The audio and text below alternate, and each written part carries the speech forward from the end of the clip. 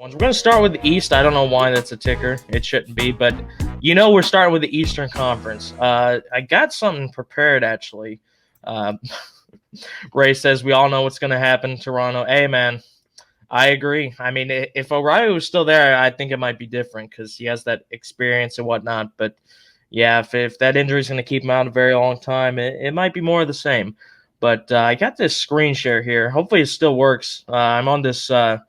Yes, there it goes. It does work. I'm on.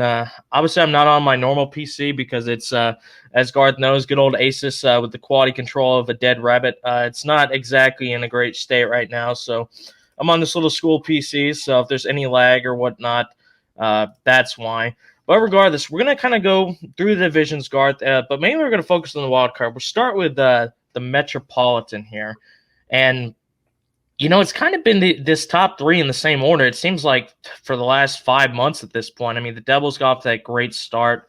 Then they kind of slowed down a little bit. Then they caught fire again. But Carolina's been so consistent the whole season, Garth. 98 points in 68 games played. They have 2 games in hand against the teams behind them. The Rangers have won 4 straight games, but they're still 5 points behind the Devils with the same amount of games played. So I think it's pretty safe to say Carolina, barring one of the most ridiculous chokes we've ever seen, with those 2 games in hand, they'll probably be able to win the division. But I'll tell you what, Garth, I wasn't expecting New Jersey to keep it this close. And the Rangers, unfortunately for the Rangers, I just don't think there's enough time left. I think they're getting hot at the right time, but 5 points back of the Devils, 6 behind the Carolina, who has 2 games in hand. I think the Rangers will probably stay at third, but this top 2, Garth, it's heating up. It's getting a lot closer than I think a lot of people might have expected. Yeah, so one thing that surprised me with the New Jersey Devils, because like I said, my Tampa Bay Lightning did just recently play them.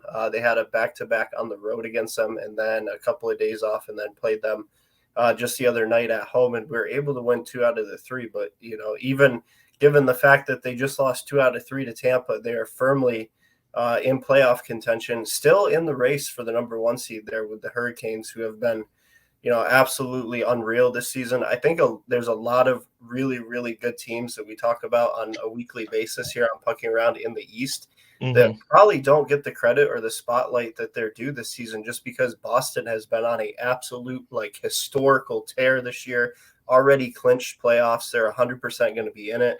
But these 3 teams right here are nobody to kind of shake your head at, take lightly, because they're going to be dangerous come playoffs.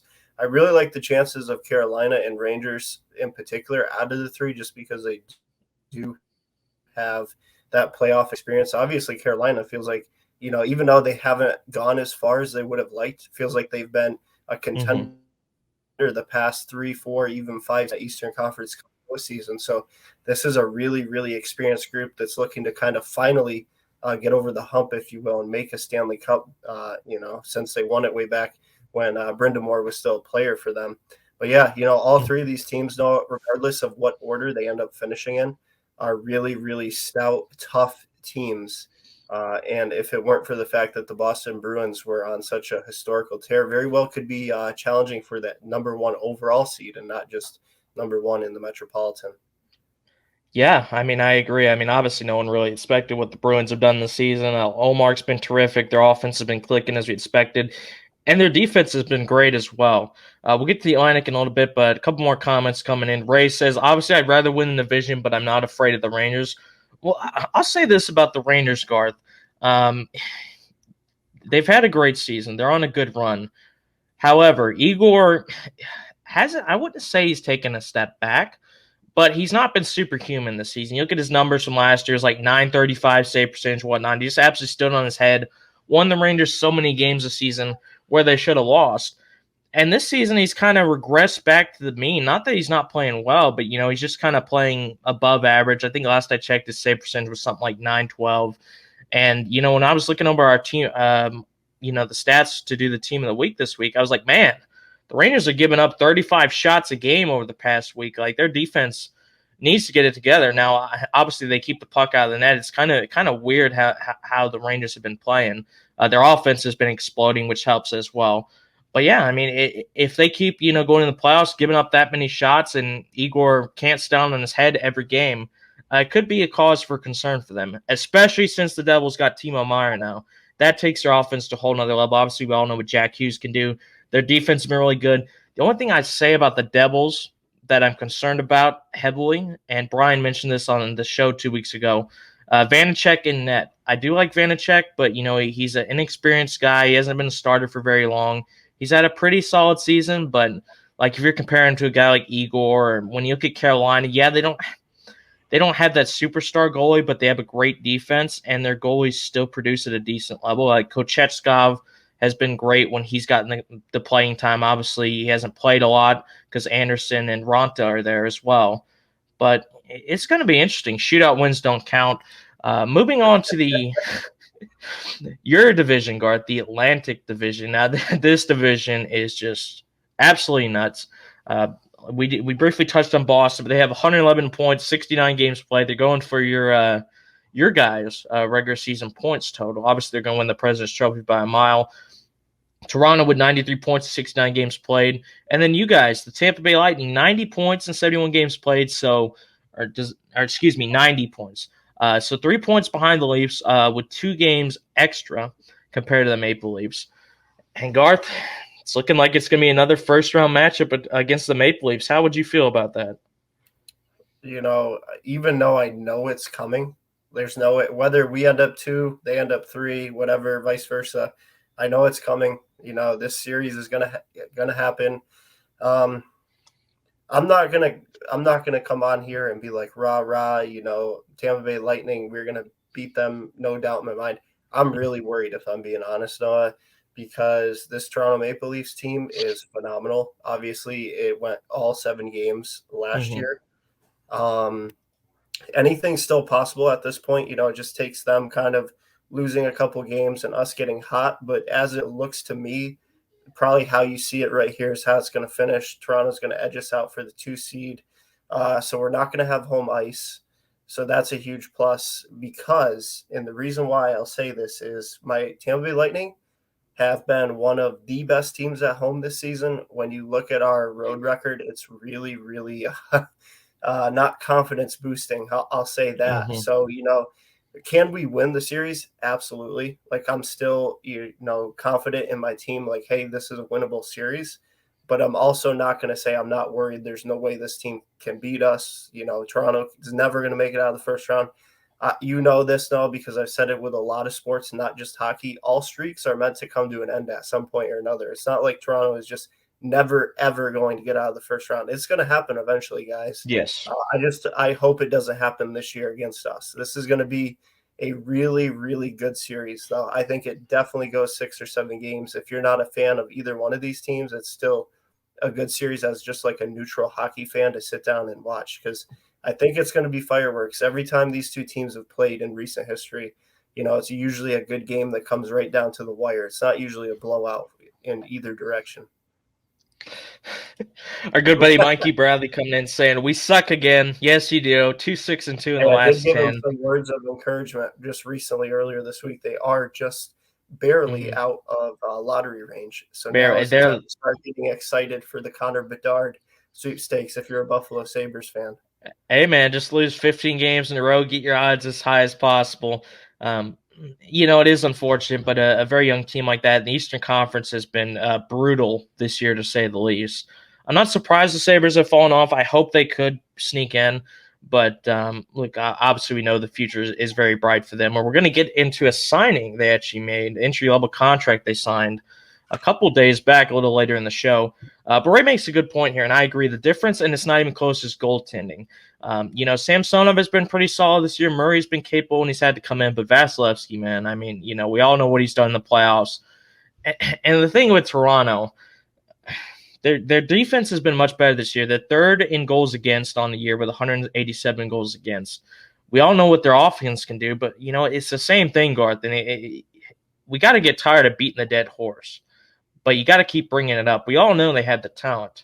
It's what's up in their head that's holding them back. I mean, they got Marner, who's been incredible this season. He's taken it to another level. Nylander has been exceptional. We all know what Matthews having a down year, apparently. He's still going to probably score 40 goals, 80-plus points. He's a plus 31 as well. Tavares, point per game. Obviously don't like his contract, but he's been very good. And like I said, their defense has been much better. But, again, like you said, it's the Tampa Bay Lightning, man. With 3 straight Stanley Cup Finals appearances, 1, 2 out of 3. They've been there before. They know what to do. And the Leafs haven't. Like you said, the Leafs are eventually going to get past the first round. It's kind of like what the Capitals were with the second round a few years ago, right? It was kind of like, okay, we know they can do it. It's just when are they going to finally do it? And what do you know, Garth? The year they finally did it, they won the Stanley Cup. I think Toronto has the talent to compete for a Stanley Cup. It's just, can they get over that hurdle? Can they get that chip off their shoulder, monkey off their back, if you will? Tom saying big game tonight against the Canes. Yeah, that is a big game. We were just talking about the Metro a little while ago, Tom. Mike says, I don't think we've won a home game in close to 10 games. What was crazy is they just played the Bruins over the weekend, and I saw a photo where the Bruins has scored a goal, and the whole section inside of whatever the name is for the Buffalo Sabres arena, I don't know, honestly, was a huge mass of Boston Bruin fans, and everybody was joking that it was a Bruins home game. Bruins travel very well. Their fans are nuts. Had one of, if not the toughest second half schedule. And Ray says, I'm sorry, Garth, but I'm sick of seeing the Lightning there. Hey, I'm not. I'll like I told Noah, our window is closing very quickly because our core getting older and older. Fabian, I don't think this is a name I've seen before, saying, how are the Bruins doing? The Bruins are doing exceptionally well. I'm going to assume that that's kind of like a rhetorical question, and he's a big Bruins fan. But if he isn't, genuinely asking, the Bruins are on an absolute tear. But keep in mind, President's Trophy curse. Yeah, and, once you get to, I mean, you guys know, you guys had that record-breaking season and got swept in the first round by, look, once you get to the playoffs, all records go out the window. Do I think the Bruins can win a Stanley Cup? Absolutely. Stanley Cup playoffs is just a different beast. I got nothing against the Bruins. I mean, I know a lot of people hate them. I respect them. I'm just interested to see what Omar will do in the postseason, because they had a great year this year, obviously, but he's been a career backup most of his career, at least, or been a starter on subpar teams, a la Mikey Sabres. But this is his first big moment of expectation and pressure, so I'm interested to see what he does. Ray says, I don't know if that's true about the Lightning window. As long as Vasi is there, the Lightning are going to be a tough out. Any thoughts on that?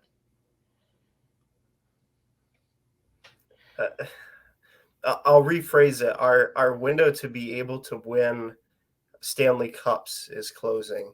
I do agree with Ray, Noah. I think as long as we have Vasi and he's playing at the level that he's capable of, he doesn't start to regress because of age, I think that we're still legitimate playoff contenders, making playoffs being tough.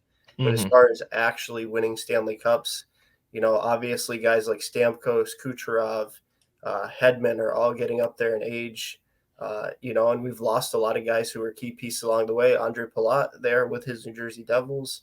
So yeah, like Ray said, there's definitely some truth to that. But like I said, Stanley Cup window is closing, at least for a few years, because I do like some of the youth on the roster. Tanner Jeannot, Brandon Hagel, a guy that I've been hyping up to you personally, Noah, in the DMs, and Nico Huttunen. Isaac Howard as well. He's been doing really good. But yeah, you know very well with your Pittsburgh Penguins, Noah, that window is so short sometimes.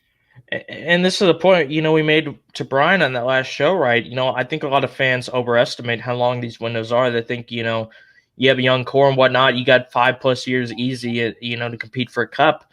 And with the contract some of these guys demand, and how quickly teams can improve or regress, it's not often like that. Like you said, Garth, the Penguins went from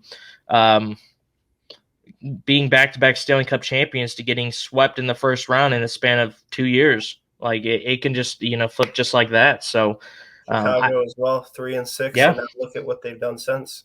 Kings, I mean, they won their cups 2 and 3 years, and then they went downhill. They look like they're getting on the way back up.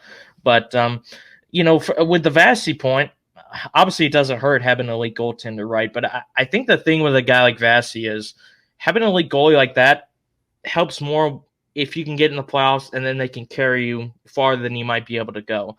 When it comes to the regular season, I think it's more about offense. You got to score three plus goals a night to be able to do well in the regular season. That's why teams like Edmonton, Toronto, even though they choke in the playoffs, are always, really high producing teams in the regular season. Just think of Dominic Hasek, Garth. I mean, how far he could carry the Sabres, but they didn't win a Stanley Cup at all with him. He only won a Stanley Cup when he left and went to Detroit, who actually had a good team already. I don't know if having a guy like Vasi is enough to just straight carry you to Cup all by himself. And like you said, the cap situation, it's not looking good. But enough about the Lightning. We got more to talk about. We're gonna get the wild card, which is the main thing I want to talk about, Garth. Where do we even start with this? All right, we'll start with the Islanders, because I think we haven't really talked about the Islanders much this season. We've talked about them here and there. But to be honest, Garth, I think most of the times we talked about them, we've been kind of negative. It's like, well, when are they going to fall off? But you know what? They're still in that first wild card position. 80 points in 71 games played, plus 12 goal differential. I don't know what to think about the Islanders, Garth. To me, I think they're one of those teams. They can make the playoffs, but I don't see them doing anything in the playoffs. You know what I mean? Like they feel like one of those teams. They're like the Cincinnati of the NHL playoffs this year. It's like they'll get in, but they're not going to do anything. Like if they play a team like Carolina or Boston, barring something remarkable, which don't get me wrong, that can always happen. But you would expect a team like the Islanders to be beaten rather decisively, probably early in the playoffs. Now, like I was mentioning with the elite goalie, Ilya Sorokin has been a top 3 goalie this year. I mean, if you look at goals saved above average this season, he's only, I believe he's second behind only Linus Ullmark, who's going to win the Vezina this year. So, yeah, I mean, they couldn't ask for much better of a goaltender to try and carry him far into the playoffs. But, it's like we mentioned. Do they have the offense? Their defense is okay. I mean, it's not elite or anything, but, it's pretty good. They're clearly below 3 goals against per game. But their offensive core, without Matt Barzal, who got injured a while back, it's basically Brock Nelson and then everybody else. Do they have the offense to get it done in the playoffs? And I don't know without Barry Trotz if they can do what they've done in the past, which is use that physical style of game to try and take the team farther than they would normally go. What's your read on the Islanders this season? Yeah, the Islanders honestly are a really tricky team to get a read on. Firstly, I would not be surprised if they do find themselves in the playoffs because, like you said, Ilya Sorokin has been absolutely phenomenal this year, at least stats-wise, a top 3 goalie in the league this year. I think if they get in, should they win a series? No, I don't think so. But I won't sit on here and say there's no way in hell to win a series because we've seen it time and time. Elite goaltending can kind of steal you a series, if you will. If they come into playoffs and Sorokin just carries this team, stands on his head for an entire series, and they only have to end up scoring like 2 goals a game to win, if they can keep it a very low-scoring affair between solid defense and just Sorokin playing lights out, they could steal a series. But realistically, what are my best predictions, expectations for this team? I think they're going to finish it out. I think they are going to get into the postseason.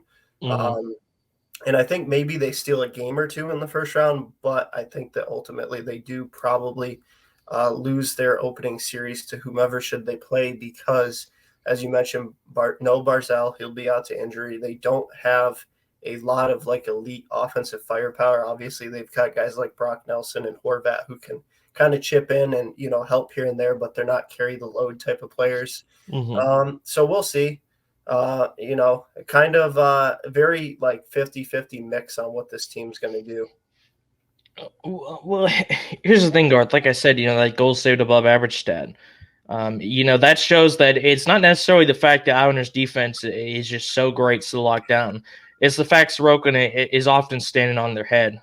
0-5 in the shootout. That's an interesting record for the Islanders. But and look, like you said, when you get to the playoffs, yes, a goalie can do things like that, steal you a game, maybe steal you a series.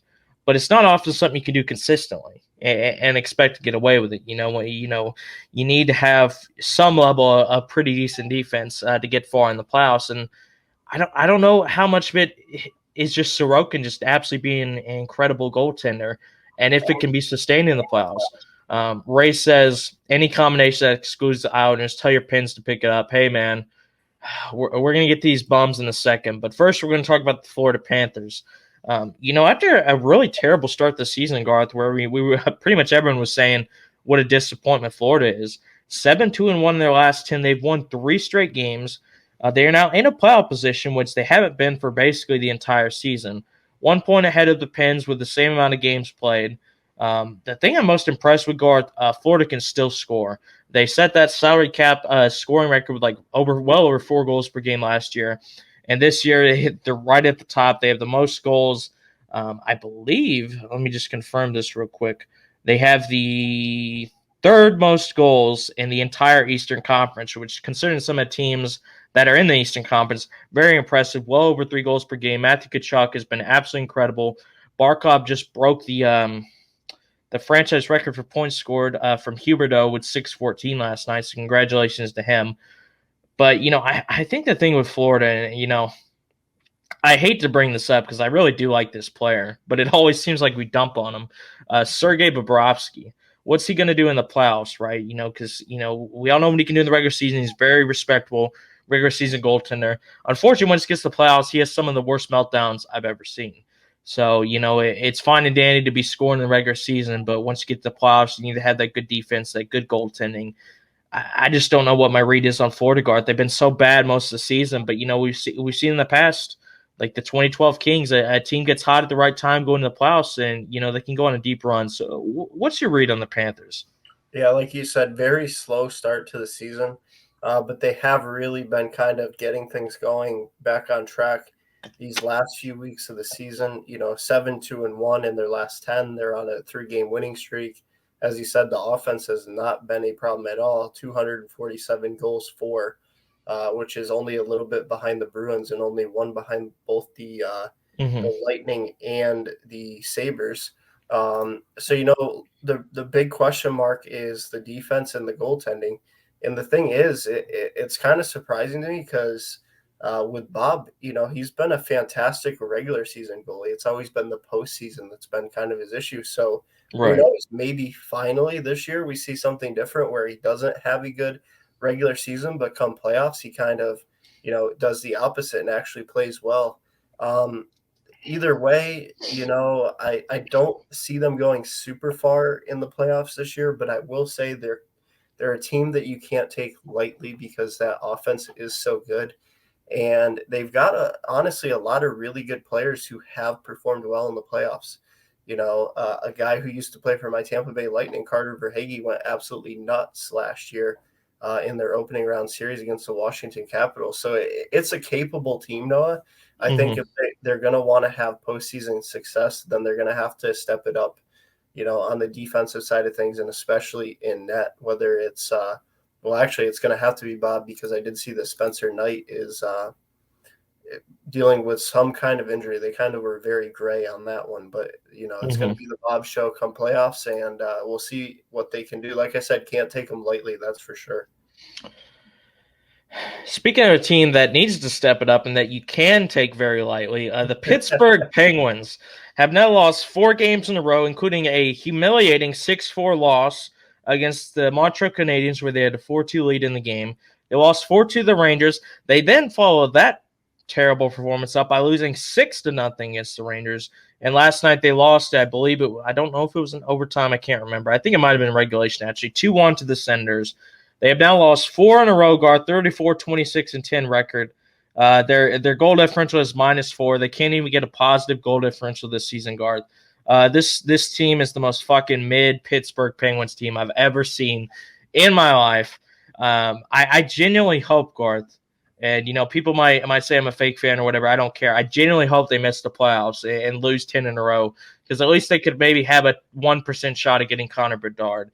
If this team sneaks in as the second wild card, man, I mean, my God, the series against the Bruins, I mean, it would just be over before the first puck drop. It'd just be like, oh, what's that? We woke up for game 1. We've already lost.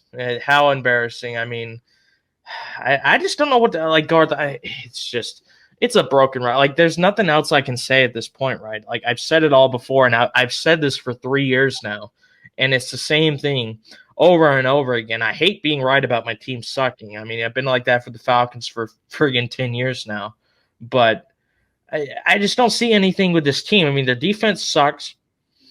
Their goaltending sucks. Jari came back. People thought, oh my God, Jari coming back. That's going to make the Pens way better. No, it has not. And I like Jari, but I mean, he's just a slightly above average regular season goalie. He's very inconsistent. In the playoffs, he's not great. Their defense is terrible. Their offense, outside of Crosby, I do really like what Crosby's doing, and Gensel. It's very hit or miss. Jeff Carter should not be on this team. Brian Dumoulin should not be on this team. I don't know what to say, Garth. Like, this team has no spine. Like, they got humiliated by the Rangers twice in the span of like 3 days. They've lost I want to say 3 or 4 games against the Islanders, who are ahead of them in this race. Obviously, they just lost to the Senators, who are behind them, competing for a playoff spot. By the way, I mean, you take the floor, Garth. What do you think about the Pens? Yeah, so the first thing that jumps out at me when I look at this team is a -4 goal differential. And Terrible. also, one out of all these teams, with the exception of Ottawa, obviously, they're only the one with a negative goal differential. Ottawa, yes, they're in the playoff race, but it's going to take kind of a miracle for them to get in there. It's really the Islanders, the Panthers, and the Penguins. Agreed. Of those three, the only negative goal differential. Like you said, the thing with them is they win a couple of close games here and there, and then all of a sudden they just get blown out like 3-4 games in a row. And that is just so demoralizing for a team. I saw it with my Lightning. We had that slump there where we're getting the brake speed off of us. Thankfully, we're able to kind of right the ship and turn things around, but it's been this way for the Pens like the whole season. I honestly think that this offseason should be kind of like a full rebuild mode, but the issue is because of the contracts that they chose to sign last offseason, it's not exactly something that's going to be easy to do because they don't have a lot of draft capital. They don't have a lot of cap space. It's going to be very hard to deal guys like Letang, should they even want to do that, which I don't think they do, but should they choose to, it's going to be really tough to even move him in the first place. I think it's just one of those situations where they don't want to give up on the thought of competing to get into playoffs, but at the same time, they don't want to go into rebuild. And it's like, you can't do both. They're kind of caught in the middle of like, hey, we don't want to rebuild, but we're also not going to go all out to actually, like, they could have brought in some good players in the offseason, Noah. Instead, they decided to sign massive long-term deals for veteran guys. So yes, I get it, are franchise legends, but at the same time, come on, you're trying to win hockey games here. So it's like they don't have an identity, like you said. That this team, when I think of them right now, anyways, I can't say that they're like this tough, physical, gritty team that plays really good defense. And The exact opposite. They're soft. It's not. I can't say that this is like a super high power offense that can score a lot of goals, but they can't play any defense. It's they don't have a team identity, and I think that starts from the top down because the front office has chosen to not really have an identity with the future of this team. No, I think you hit that nail on the head, and I don't want to repeat myself because I've been saying it basically all season. I mean, look, I said 2 years ago they should have rebuilt. Once they lost that series to Montreal, I was like, okay, it's over. Like, you cannot lose a series like that to Montreal Canadiens in the round robin like they did. It was just absolutely embarrassing, and it's only gotten worse. I mean, the series last year was just pathetic. I mean, they lost the Islanders again. They've been swept by the Islanders. It's just progressively getting worse. And now they might not even make the playoffs at all. And like Ray says, I think last night was the killer for the Pens, and that's the game they should have won. I agree. So help me God if Connor Bedard lands there. The question of the fix being in has definitely been answered. Well, look, Ray, if that did happen, which, look, I'm not delusional. I know it's not going to happen. But if it did and everyone cried about it, I would be very happy. But it's not going to happen, so you don't have to worry about that.